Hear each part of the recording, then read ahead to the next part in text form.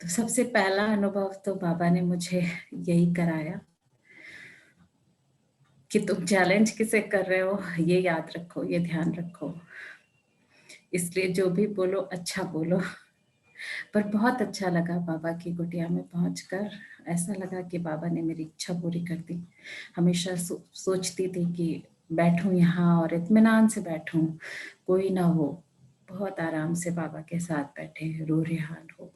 और बिल्कुल वैसा ही हुआ। बहुत अच्छा लगा। अब सवाल, अब बात ये उठती है कि क्या सीखा, क्या क्या लेकर आए हम वहां से। तो लेकर तो बहुत कुछ आए। कोशिश करूंगी कि कुछ उसमें से आपको भी दे सकूं, ऐसी कोशिश जरूर रहेगी। तो मैं अपनी बात कहूं, हम लोग यहाँ सेवा के लिए आए थे। हम तीन लोग गए, तीनों सेवा के लिए गए।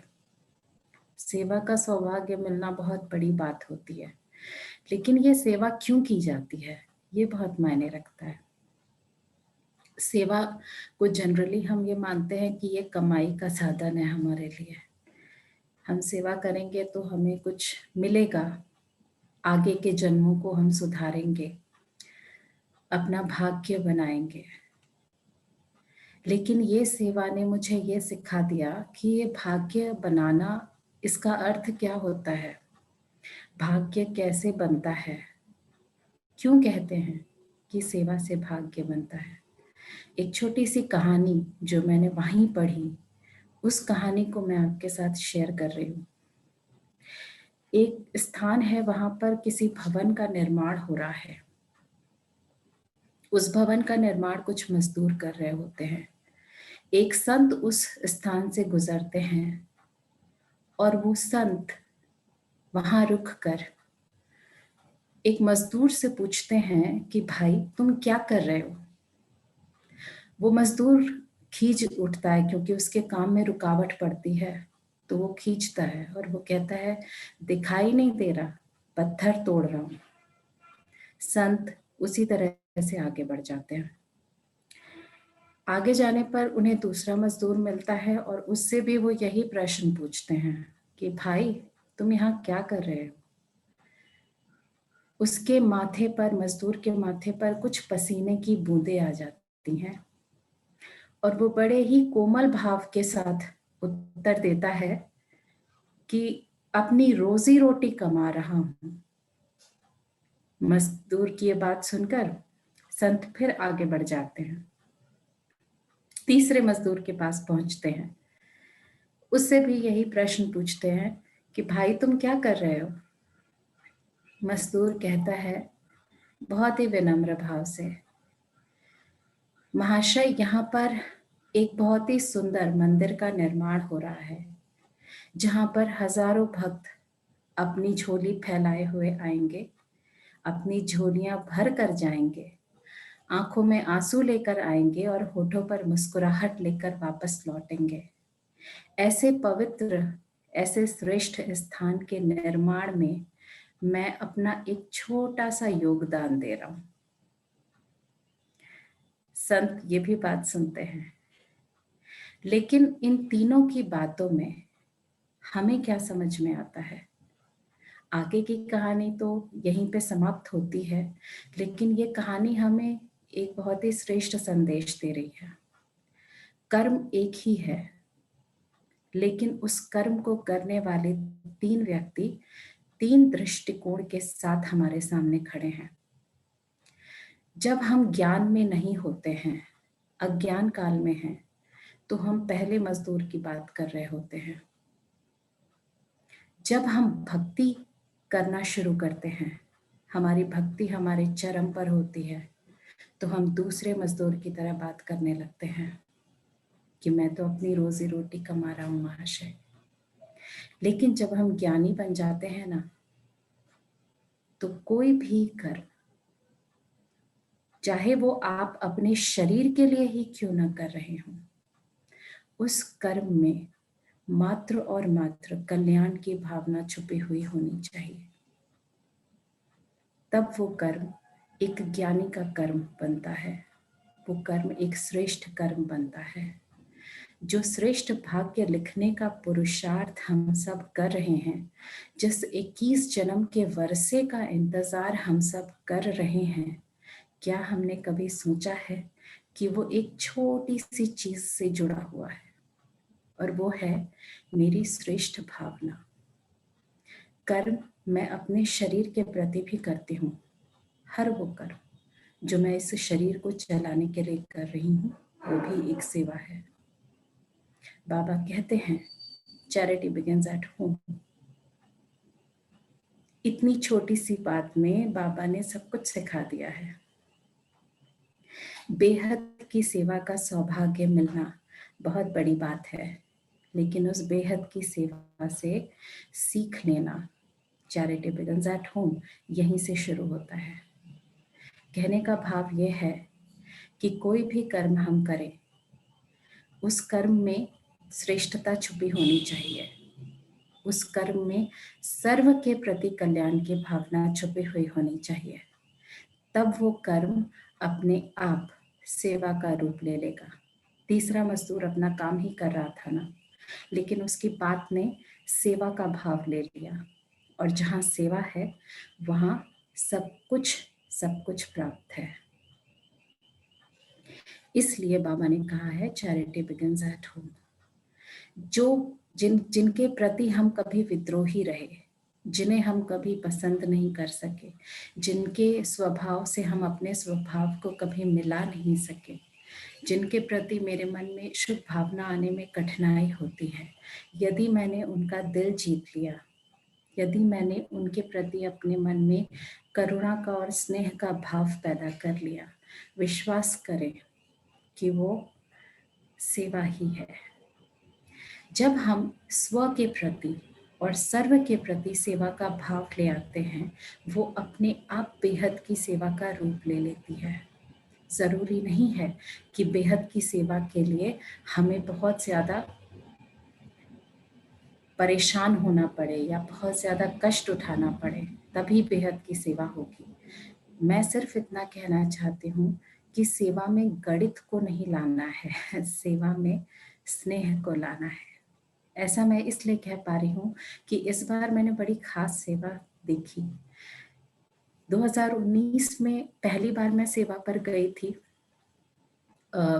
ये जो हम लोगों का जून का मंथ होता है, जब वहाँ पर नए लोगों का जाना होता है, तो उसमें हम लोगों को सेवा का अवसर मिला था। तो जो सेवा का डिपार्टमेंट था वो रोटी डिपार्टमेंट था। तो वहाँ की सेवा स्थूल सेवा बहुत होती थी। मनसा सेवा, यहाँ हमारी अंदर की भावना, मनसा सेवा तो हर जगह है। वो तो स्थूल सेवा इसलिए थी कि हम वहाँ जाते थे, अपने टाइम पर सेवा करते थे और वापस आते थे। बहुत अच्छा लगता था कि हमने सेवा की। मैंने सेवा का अर्थ अब समझा जब इस बार गई। इस बार जो सेवा थी वो थी डाइनिंग में। तो डाइनिंग में हमें सबको खाना सर्व करना था। तो यहाँ पे बहुत मेहनत का काम नहीं था। जनरली बाबा के बच्चे आते थे और उन्हें हम भोजन सर्व करते थे, और मौन के साथ, शुभ भावना के साथ, बाबा के प्यार के साथ हमें भोजन देना होता है। वो तो ठीक है, जब वो चले जाते थे तो उसके बाद हम लोग वहाँ पर सफाई का काम करते थे। तो जब शुरू में सफाई का काम किया तो मैं सोचती थी कि सफाई का काम तो मैं घर पे भी करती हूँ और मैं यहाँ पे भी कर रही हूँ, क्या कोई अंतर है? बहुत बड़ा अंतर आया। अब जब मैं खाना खाने बैठती थी खुद टेबल पे, तो मैं इस बात का ध्यान रखती थी कि मेरी थाली से एक भी दाना मेज पर छूटना नहीं चाहिए, गिरना नहीं चाहिए। क्योंकि मैं जब टेबल की सफाई कर रही हूँ, तो जिन दानों को, गिरे हुए अन्न के कणों को मैं इकट्ठा कर रही हूँ, मेरे चेहरे पे मुस्कुराहट आती थी।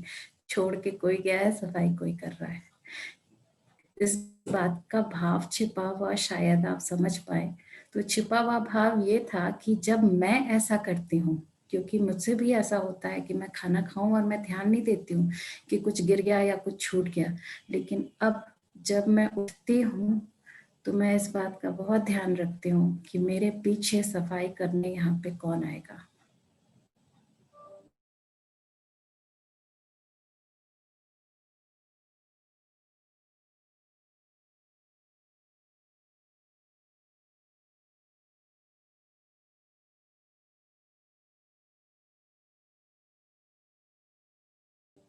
का मैं ज़िक्र कर रही हूँ कि मैंने क्या सीखा। दरअसल मैं आपसे वही बता सकती हूँ जो मैंने सीखा है।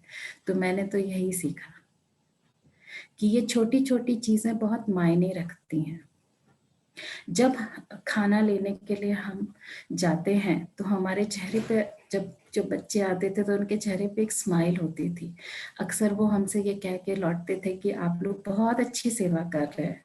बड़ी खुशी होती थी, लेकिन मैं सोचती थी मैंने आज तक कभी किसी से नहीं कहा। कभी किसी को शायद ही कभी किसी के मेरे मेरे चेहरे पे कभी स्माइल रही हो किसी को देखकर। फिर मैंने महसूस किया कि मैंने क्या नहीं किया, जो मुझे करना चाहिए था। मैं उम्मीद करती हूँ कि मेरी बात सही तरीके से पहुँच रही होगी आप लोगों तक कि मैं क्या कहना चाहती हूँ। ये छोटी-छोटी घटनाओं ने मुझे बहुत सिखाया, मेरे अंदर बहुत बदलाव लाए। जिन चीज़ों को मैंने आज तक इग्नोर किया था, ये सेवा के बड़े इम्पोर्टेंट पहलू हैं। क्या कभी सोचा आपने कि आपकी एक मुस्कुराहट कितनी बड़ी सेवा कर देती है? आपका एक थैंक यू कहना, चाहे आपको ना भी पसंद आया हो, किसी की तारीफ कर देना, ये भी एक बहुत बड़ी सेवा है। और शायद बाबा यही बात कहना चाहते हैं हमेशा कि the charity begins at home. इसको अपने आप से शुरू करो। अपने व्यक्तित्व में जो हम बदलाव लाते हैं, स्वयं के अंदर जब तक हम परिवर्तन नहीं लाएंगे, कोई भी कर्म या तो वो पहले मजदूर का कर्म बन जाएगा या वो दूसरे मजदूर का कर्म बन जाएगा। हमें उस तीसरे व्यक्ति के कर्म को अपनाना है। कर्म हम सब एक ही कर रहे हैं, लेकिन हर कर्म परमात्मा के प्रति है। ये श्वास जो मैं ले रही हूँ, ये श्वास देने वाला परमात्मा है। ये एक अनैच्छिक क्रिया है, इस पे मेरा जोर नहीं है। पर इस श्वास लेने के अतिरिक्त मैं जो भी कर रही हूँ, वो परमात्मा के प्रति अगर समर्पित है तो वो सेवा है। और सेवा के बिना जीवन में कुछ भी हासिल नहीं किया जा सकता है। बेहद की सेवा का जो अवसर मिला हमें, वो हमारे लिए बहुत ही गोल्डन अपॉर्चुनिटी थी, क्योंकि इसने हमें बहुत सूक्ष्म गतिविधियों को दिखाया और सूक्ष्म गतिविधियों का अध्ययन करने का मौका दिया। उन परिवर्तन को अपने अंदर लाने की हमें प्रेरणा दी। इसलिए मैं ऐसा समझती हूँ कि इन छोटी छोटी बातों को नोटिस करके हम अपने व्यक्तित्व में बहुत बदलाव ला सकते हैं। अब मैं कुछ क्लासेस के बारे में भी जिक्र करना चाहूँगी कि जो क्लासेस, क्योंकि दीदी ने कहा कि क्लास के पॉइंट्स भी आप तक ज़रूर पहुँचने चाहिए जो हमने वहाँ सुने। तो क्लासेस तो बहुत सुंदर होती हैं, बहुत ही मनोहर होती हैं। मधुबन में हर चीज़ बहुत सुंदर है, वहाँ की हवाएं, वहाँ का वातावरण, वहाँ के लोग, वहाँ के वाइब्रेशंस, उसकी तो कोई तुलना ही नहीं है। तो वहाँ की जो क्लासेस थी उनके कुछ पॉइंट्स मैं ज़रूर आपको बताना चाहूँगी। जैसे सूरज भाई की जो क्लास की हमने, तो उनकी क्लास थी खुशी में डांस करने के लिए। तो उसमें ये था कि भाई जी ने जैसा बताया कि मेरी खुशी बड़ी है या बातें बड़ी हैं, ये निर्णय हमें करना है। जिनके घर में भगवान मेहमान बन के आया, जिन्हें भगवान, जिनके सामने भगवान बैठा है और जिन्हें भगवान पढ़ा रहा है, उनसे ज्यादा भाग्यशाली और कौन है? तो खुशी और ईश्वरीय नशा, ये आपस में जुड़े हुए हैं। यदि ईश्वरीय नशा है तो खुशी कहीं नहीं जाएगी, और जब खुशी है तभी ईश्वरीय नशा भी सवार होगा। खुशी और ईश्वरीय नशा एक दूसरे से जुड़े हुए हैं। भाई जी ने एक प्रैक्टिस की भी बात कही कि जो मुरली में खुशी के पॉइंट्स होते हैं ना, उनको हमेशा अलग से लिख लीजिए।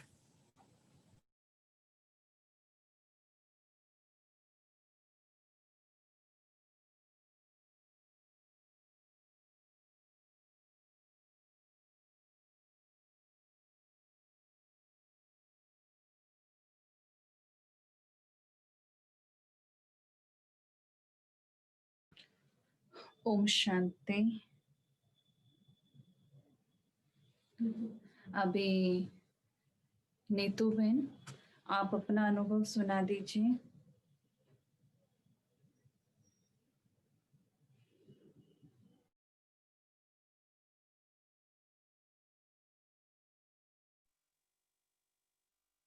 ओम शांति दीदी, आवाज क्लियर आ रही है दीदी? शांति आ रही है नीतू बहन, आ रही है। दीदी, सबसे पहले तो मैं लवली दीदी जी का बहुत बहुत थैंक्स कहना चाहती हूँ अनुभव सुनाने से पहले, क्योंकि दीदी की वजह से ही हमको ये भाग्य बनाने का मौका मिला है। क्योंकि इस समय मधुबन जाना बहुत बहुत बहुत बड़े सौभाग्य की बात है। क्योंकि मधुबन में हमने देखा कि बहुत ही सिलेक्टेड लोग आए हुए थे, जिसमें हम अपने आप को बहुत ऊंचा समझ रहे थे, बहुत हम जैसे बाबा की गोद में पल रहे हैं, अपने आप को ही मालिक समझ रहे थे हम। बहुत ही अच्छा लगा, ये सब दीदी की वजह से ही पॉसिबल है। दीदी आपका बहुत थैंक्स। तो पहले मधुबन बिल्कुल, वहाँ तो फरिश्ता सारी दुनिया जैसे यहाँ की भूली हुई थी, और वहाँ पर हम ऐसा लग रहा था कि हम हैं और बस बाबा है, बाबा की गोद में हम उड़ रहे हैं। सारी दुनिया जैसे है ही नहीं, हम बिल्कुल स्वर्ग में एक अलग दुनिया में उड़ रहे। इस बार का अनुभव बहुत स्पेशल इसलिए था क्योंकि बहुत कम लोग थे वहाँ पर, हम ही थे। बहुत सेवा में बहुत मजा आया। सेवा, जैसे कि शालिनी बहन ने कहा, सेवा से बहुत कुछ सीखने को मिला इस बार, कि सेवा में भी बहुत कम लोग थे, सेवाधारी उतने नहीं थे।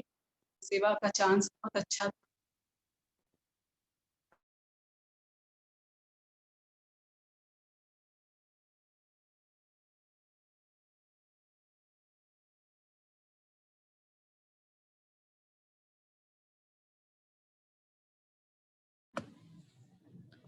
साथ में नेटवर्क हम का भी लोग कारण चल रहा है। आवाज आ रही है आवाज नहीं नीतू आ बहन? रही थी। आ रही है, आ रही है, आप सुनाइए। और जब हम इस बार हम पांडव भवन पहुंचे, जैसे बाबा के पास नहीं थे, ज्यादा कोई बच्चे नहीं थे, भीड़ नहीं थी, हम लोग बाबा मिलन से पहले ही पहुंच गए थे। तो तब तक और पार्टियां भी नहीं आई थी। आराम से हम लोग बाबा की कुटिया में बैठे, काफी समय बाबा के रूम में बहुत अच्छे से दृष्टि ली, बहुत प्यार से, जैसे बाबा एकदम भरपूर कर।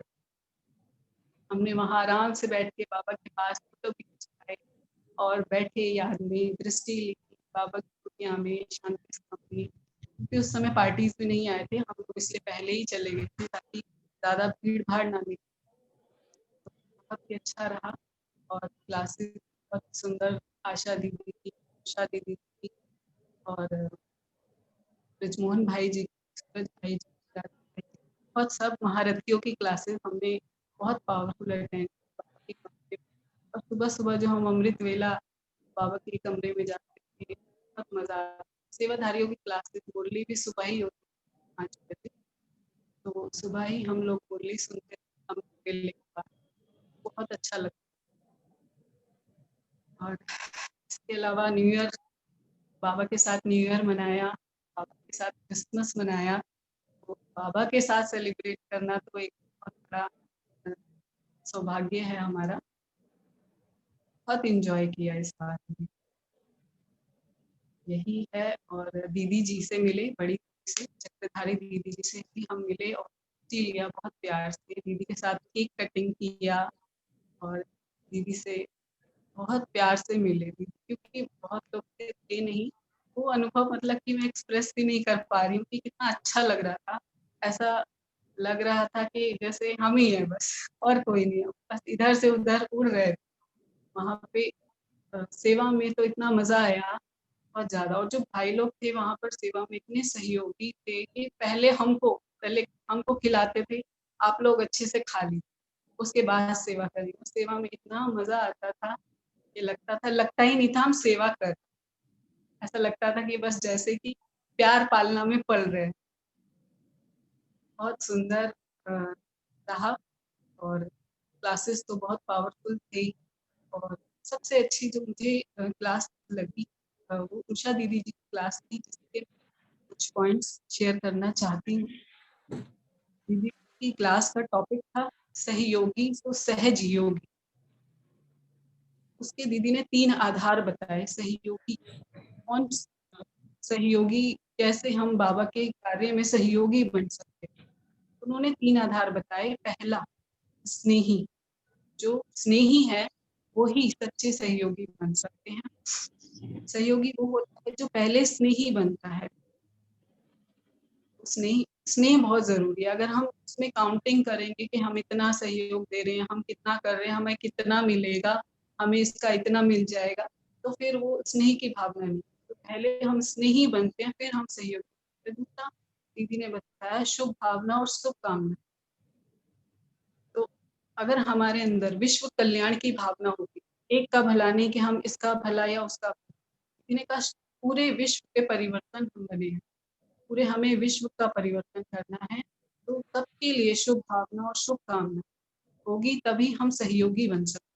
अगर किसी एक का, किसी दो का, या हम इसके लिए कर रहे हैं उसके, तो हम सहयोगी नहीं बन सकते। हमें पूरे विश्व के लिए सहयोगी। और तीसरा बहुत इम्पोर्टेंट बताया, सेवा में सच्ची दिल और बड़ी दिल। सहयोगी बनने का जो आधार सच्ची दिल और बड़ी दिल, तभी हम सहयोगी बन सकते। देने में कभी पोस्टपोन नहीं करना कि हम कल देते हैं। आप जैसे सोचते हैं कि हम आज नहीं, हम कल दे देंगे, तो जो कल पे पोस्टपोन करता है तो उसका आधा हो जाता है। बताया कि हम सोचते हैं अच्छा चलो कल दे देंगे, कल ये सहयोग कर देंगे, तो दीदी ने बताया आधा हो जाता है। और हमने सोचा 1 हफ्ते बाद कर देंगे, तो फिर तो सोचते हैं कि चलो रात गई बात गई बीत गई, तो करते ही नहीं है, तो वो फिर बिल्कुल खत्म ही हो जाता है। तो दीदी ने कहा कि जो तुरंत दान होता है वो झाटू माना जाता है, वो तुरंत लगता है। तो सहयोगी बनने में कभी भी सोचना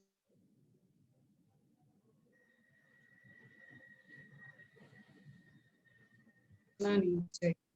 तो इन तीनों अनुभव क्योंकि करें, हमें ज्वालामुखी योग का अनुभव करवाया, तो बहुत सुंदर इस बार का अनुभव रहा दीदी। थैंक यू, बहुत सुंदर एक्सपीरियंस। अभी आप लोग सभी डिस्कनेक्ट हो जाएंगे, तो आप लोगों को दोबारा कनेक्ट होना है। अभी हमारी तीसरी बहन का अनुभव और हमारी आदरणीय दीदी जी का भी अनुभव है ना, मधुबन जी का जो सुनाएंगे वो भी है। तो आप सभी दोबारा से कनेक्ट हो जाएंगे डिस्कनेक्ट के बाद।